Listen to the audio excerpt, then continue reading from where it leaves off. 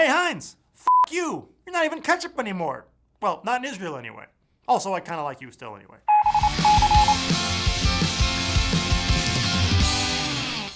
Hey there feeders, it's me, Noah Gluten. Now, relatively recently we learned what it means to be truly fancy. Or we learned what it means to be fancy ketchup at least.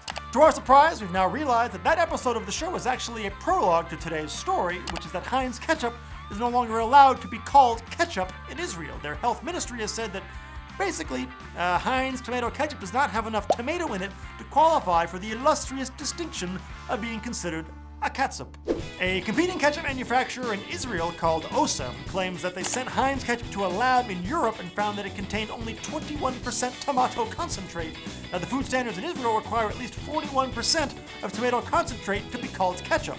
So the health ministry is now requiring Heinz to relabel their product as tomato seasoning, which coincidentally is also my MC name. Now, obviously, Heinz does not like this one bit, so they're now challenging the results of Osem's lab tests, saying that their claims aren't substantive. In the meantime, Heinz is also petitioning to have ketchup's definition changed over in Israel, which sort of conflicts with the idea that Osem's claims lack substance, but really they're just trying to, I think, cover all their bases.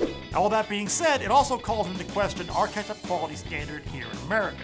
See, fancy or grade A ketchup is supposed to have at least 33% tomato solids, and Heinz tomato ketchup, according to their website, does meet the standard for USDA grade A ketchup. Now this raises two questions. First, if they're meeting the requirement of 33% here in the US, then why are they sending shittier substandard ketchups to other countries like Israel, who have even higher ketchup standards than we do, in this case requiring 41% tomato solids or better? Number two, are they actually meeting the 33% requirement here in the States? Because if the lab tests are real, then it establishes precedent for Heinz lying about meeting government agency standards for their products.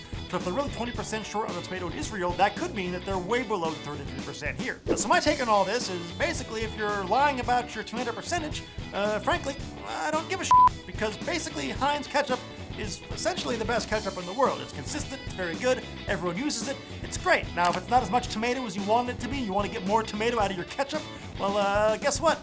You shouldn't be using ketchup as your way to eat fruits and vegetables. If you want something with 100% tomato, I got an idea for you. It's called the tomato. Now, leave us a comment if you've tried ketchup from Osem or any other brands that claim to have the most tomatoey of ketchups. Did you like it? Do you prefer a extra tomatoey ketchup to the common swill we consume here in the States? And that's it for us today, guys. I'm Noah Gluten. Subscribe to Tasted to see how Ketchupgate unfolds right here on the Food Feeder. Just kidding, we'll probably forget about this completely in about an hour and a half.